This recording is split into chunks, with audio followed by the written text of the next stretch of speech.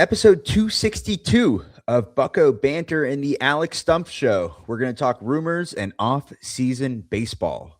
You're listening to the Bucco Bantr podcast, brought to you by the Just Baseball Media Network. Cue the music. Rockin' one-on-one, she compliment my taste. Whiskey in my lemonade, cause I like the way it tastes. Best seats at the Pirates, can they let me run the base? Yeah, my time is like my money, cause I can't afford to waste. Wifey is a lawyer, take my date to my dates. Order steak by the plate, send in case after case. Run my race at my pace, clear the grass of the snakes. Welcome back to another episode of Bucco Bantr, and we are joined by our very special guest, Alex Stumpf, like we are every other week. Alex, how's it going, man? Doing well. Happy holidays. Merry Christmas to everyone. Alex. Happy New Year. Thank There you. go. Yes. Thank you. Whew. What did you get any gifts? If so, what did you get? Did you ask for it? Were you surprised?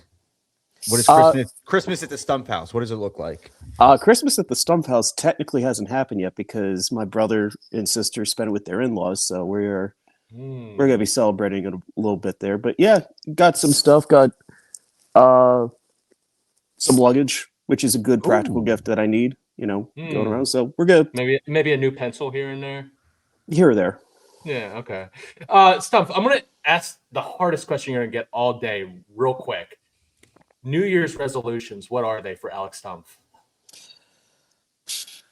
Break more news. Yeah. Do all that stuff. I'd like to. I'm trying to read a little more. Like I read a lot of articles and stuff like that. I'd like to crack a couple more books in 2026. Okay. Fiction, nonfiction. I do a lot better with nonfiction than fiction. But Same. Here's the deal, real quick, before we talk baseball. Last year, that was my New Year's resolution. Read more books. I went to the bookstore right across the street. I bought 2 books. They're sitting over there. I have not opened one of them. It's like the LeBron meme where he's got the on page 1 at his locker. They're collecting dust. I don't know. I just, you know what? There's so many other things to do. There are. Yeah. I should be, reading for an hour before I go to bed, but I doom scroll. So I'm gonna try to do that be a little healthier in 26. Perfect. Well, speaking of healthy, rumors are very good for your mental health. Okay. Are they? The more you spread, the more knowledge. We should start you gain. One today on this episode. We can do it right now.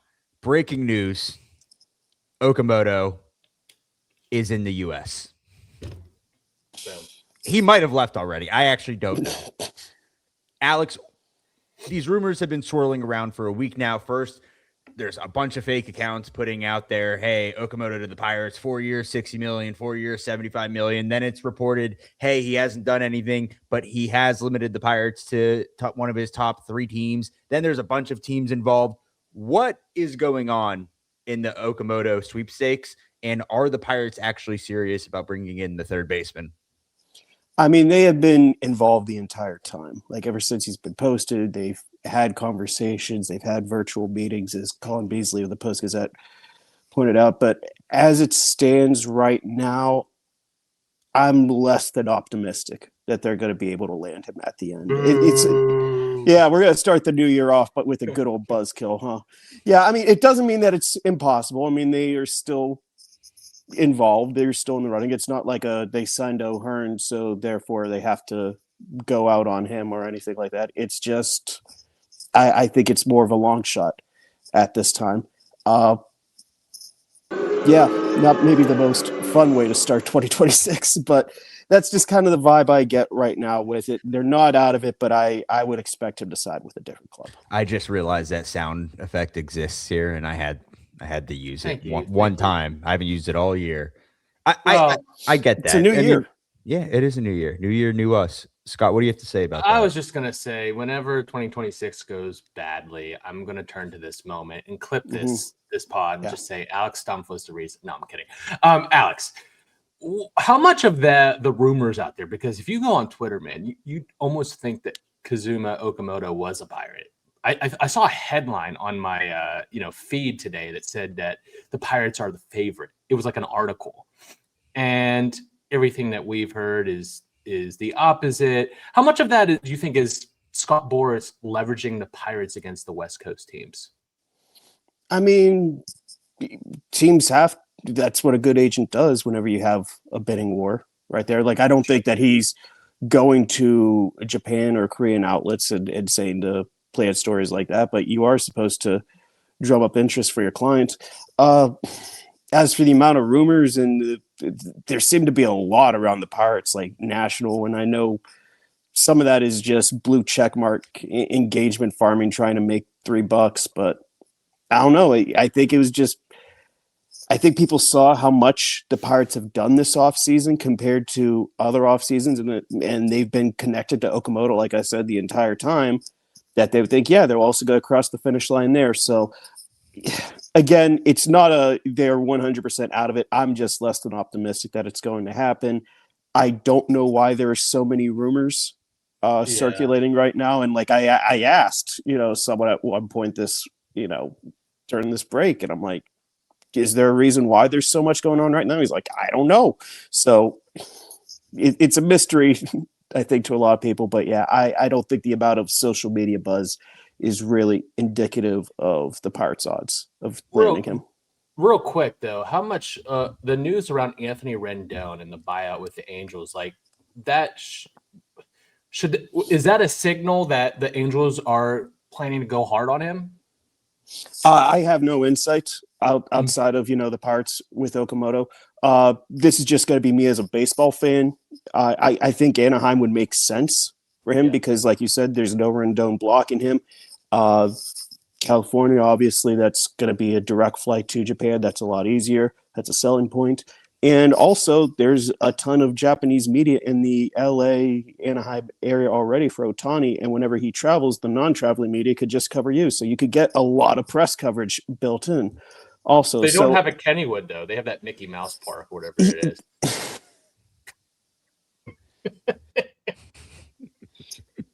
I hear Disneyland's lovely. So if just not insight on my part, just as a baseball fan, I would guess the Angels would be a front runner for him. He's projected to get anywhere from like 60 to 75 million, or at least that's what's been floated around. If the Pirates miss out on him, is it going to be because of that price point or simply because the West Coast teams just have the upper hand, like you just mentioned? I would imagine it wasn't the right fit more than that. I mean, not to say that the Pirates, that 60 to 70 million, I'm guessing that'd be a 4 or 5 year deal. I haven't seen these projections. Yeah. So like, I'm sure there's a way they can make the money work, to add him on, or, they could make the money work in that sense. I don't know if he's going to get that though. Again, this is me just talking with league sources, and like one of them's like, I'm blanking, the guy who signed with the White Sox. Murakami. Thank you.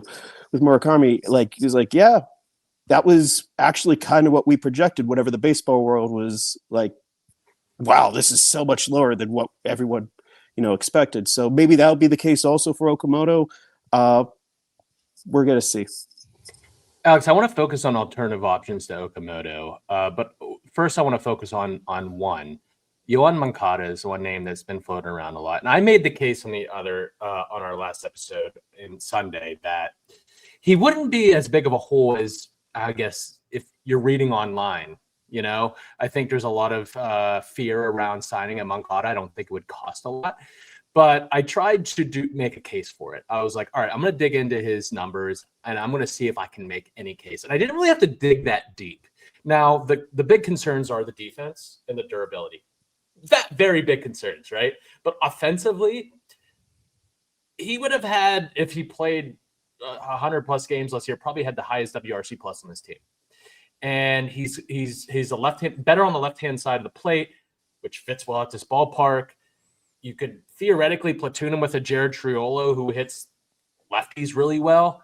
What do you think about Moncada? Would that be as big of a black hole as some people are making it sound? Yeah, I don't know how that's a black hole. Like, I think the worst case scenario for him would be he gets hurt and you just go to Triolo, which is like, that's not the end of the world right there, because I don't think he's going to take a whole lot. I think it's going to be something, what he ends up signing for is kind of more the free agent contracts we see the Pirates, sign players to the last couple of years, like a 1 year, $4-ish million, maybe some performance bonuses added on. I think whenever you look at third base in particular, it's Jared Chiulo right now. I would speculate maybe a Nick Gonzalez just because he's kind of a man without a position right now. Adding some level of depth there, I think would be beneficial, but I don't think it's like an absolute necessity. Like nothing's going to happen if you start the year with Jared Chiulo, who is a glove first player with a bat that if he could just hit league average, how great would he be? It'd be like, well, wait a minute, we just saw that the last couple of years with Cabrian. And that's not a bad floor, in my opinion, to have at the position. Is there any smoke around what's happening with Eugenio Suárez?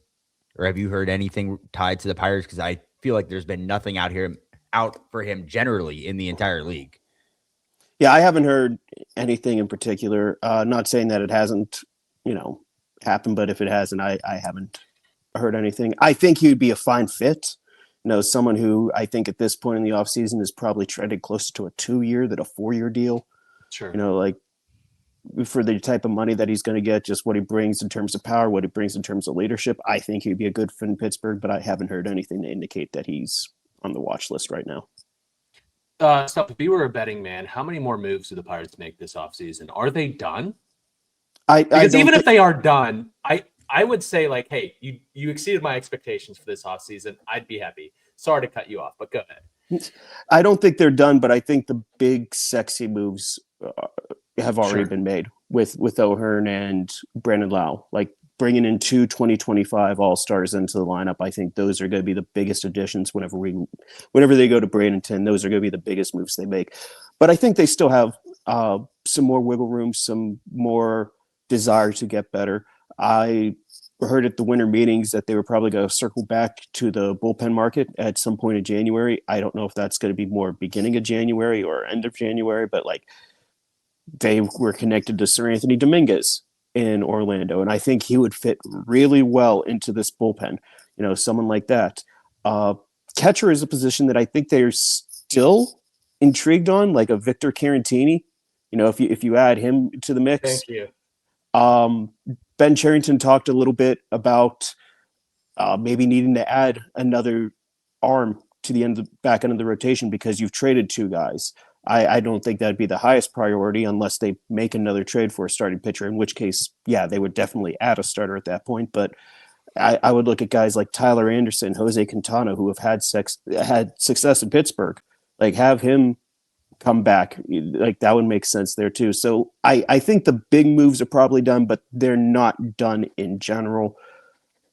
There are ways to still improve this team for 2026, and I think they're going to continue to explore and probably get a couple moves done.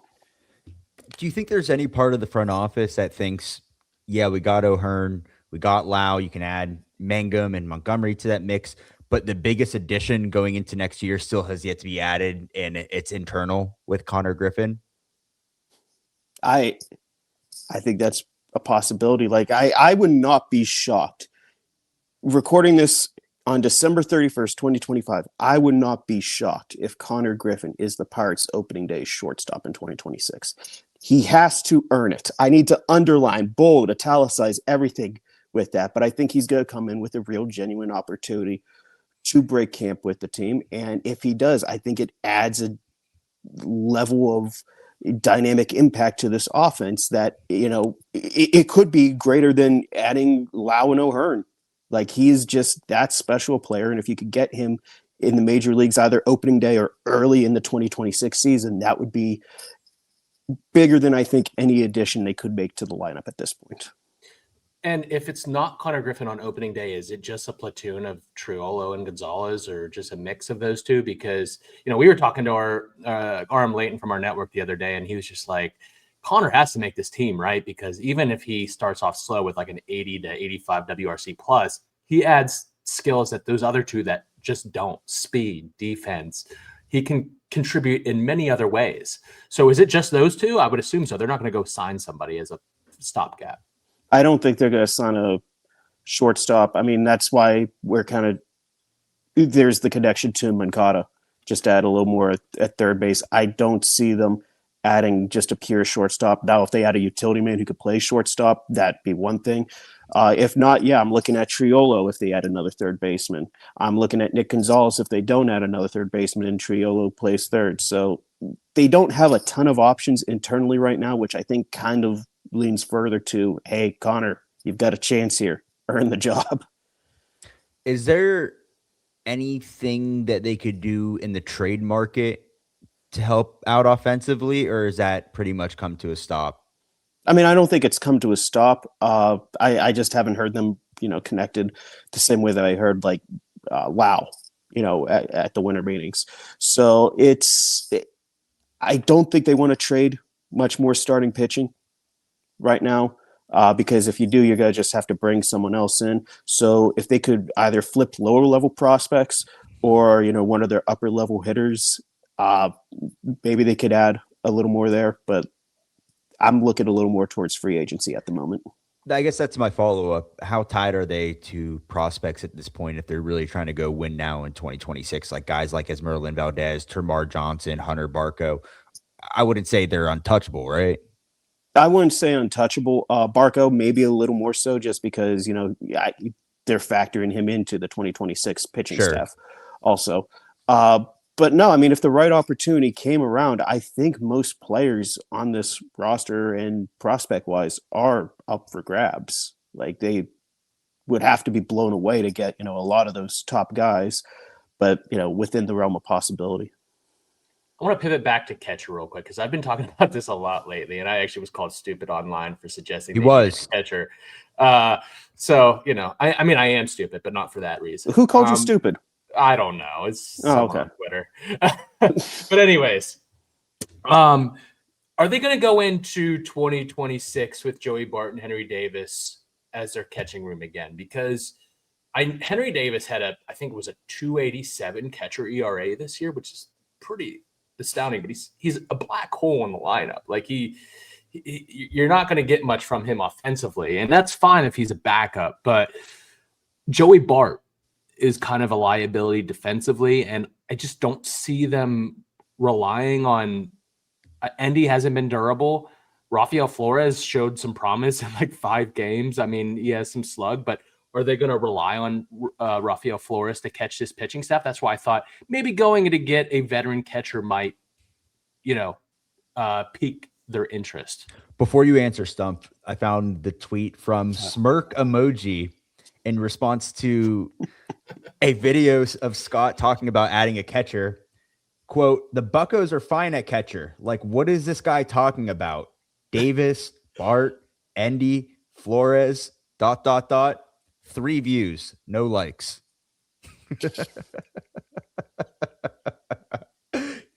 He owns you, Scott. He got Damn. You. Got me. The floor is yours, Alex. Sorry about your milk money, Scott. Well, yeah, it's to make a comparison. If you have 4 quarterbacks in the NFL, you don't have one. Right. Like, I don't want to go that far with this catching room, but everyone has kind of that asterisk, but with it. Like Joey Bart, I think had a better offensive season than, the back of the baseball yard will indicate. But, the defense, they didn't feel comfortable having him catch skeens for most of the year. Henry Davis, great catcher ERA. I get a lot of that is because he caught Paul Skeens so much, but just in general, pitchers love throwing to him. He calls a good game. He's a good framer. He's able to control the run game, but the offense was just terrible last year. Andy Rodriguez, maybe the best all-around tools, but he can't stay healthy. Rafael Flores, someone they liked so much, they made him the centerpiece of the David Bednar trade, but he only has a couple weeks of major league experience to fall back on. I'm sure there is a way to cobble together a room of 2 catchers out of that group where it's fine. Or, just for the sake of argument, Victor Caratini is a free agent. He worked really well with the Astros with Bill Murphy right there. So why not just use that relationship as kind of a bridge of the new pitching coach to the pitching staff? I don't know if it's going to happen. I don't know how serious it is, but it would make a lot of sense to me to just add that other veteran and just figure it out from there. Have a sure bet in the catcher room. Maybe not the highest ceiling, but you feel a lot better about, finding those two guys if it's like, well, there's one. I mean, Caratini had a 728 OPS and 12 homers in 2025. So that was also a bit of an outlier of an offensive season for him. Like, it was a good year. Right. It was a really solid year all around. Like, I don't want to disparage the guy, but like, I don't want people to think that this is going to be, another huge bat that they're adding. He's there for defense and game calling and staff management, in my opinion, more than anything. Do we know their feelings around Flores? Because, like you just mentioned, centerpiece of the David Bednar trade. A lot of people are arguing that they could have got more. They even mentioned that there could have been higher prospects offered and they were comfortable going with Flores. So you have to think they really, really like this guy, but we haven't really heard his name floated around at all going into 2026. Is there any feeling that he even makes the opening day roster? Or is this more of a project that they like, but they still need time to mature and become more of a catcher or well-rounded catcher? I mean, he has 2 months of experience in AAA, if even that. So I think that factors into the equation right there, where if he doesn't make the opening day team, it's not a lot of, sweat loss. Like, okay, well, he can still continue to develop in Indianapolis. I think personally, he could continue to develop in Pittsburgh as well. They do like him. There's a lot to like about his game, but it's also raw. And we also saw whenever he came over to the Pirates, he just got promoted up to AAA, and how much people were freaking out over like a 1 or 2 week sample size that he had in AAA. So I think he is going to factor into the 2026 room somehow. I can't say right now, oh yeah, he's going to be part of the opening day mix right now. I think it's something that he could potentially earn, but kind of like Konnor Griffin, you have to earn it. Stumpf, I want to talk about relievers real quick. I mean, we talked about, potentially adding an arm there. It obviously would probably be a righty because they have 3 lefties already in the pen. But are there any names that you're looking at? I know Sir Anthony Dominguez is a name that we've talked about personally, but there's also other names out there that are available that are intriguing, that have even high leverage experience, like a Evan Phillips, who's coming off of a lost season with the Dodgers. What are you hearing on that front? I mean, the only thing I heard really is the Sir Anthony Dominguez. I think they do want to add to the bullpen a little more. There are a couple avenues they could do. They could sign a free agent. That I think could make sense of, like a trade. Sometimes it's not a big sexy trade. Like, look how much Chase Shugart helped the bullpen last year. And that was a very, under the radar move right there. So I think they're going to add a couple arms in a variety of different ways, whether that's minor league free agency, whether that's, a minor trade but I think it's also something that they could take a bigger trade, a signing, take a bigger swing, add another leverage arm, because I don't think they're 100% set on Dennis Santana being the closer. Like, I think they might try, or at least entertain the idea of trying something more by committee. What is the right matchup for everything? So if that's the case, you need more leverage arms. You need more Gregory Soto's, Dennis Santana's, Isaac Batts, and Justin Lawrence's. Mason Montgomery. We talked about this last night, Adam and I. We were like, they don't necessarily need to name a closer. Detroit has found success doing that over the last 2 seasons, having guys that can close. So, yeah, Mason Montgomery, I think, is someone that could be 9th inning guy at some point. Like, he has something to prove, but the stuff is definitely there. So I think they would like to add one more arm. There are a bunch of different ways they could go about that, though. Tommy Canley's out there. You guys want a guy that throws a changeup 98%? I want him for the pod selfishly because he's a character. But other than that, yeah, sure. Why not? He's got a crazy changeup.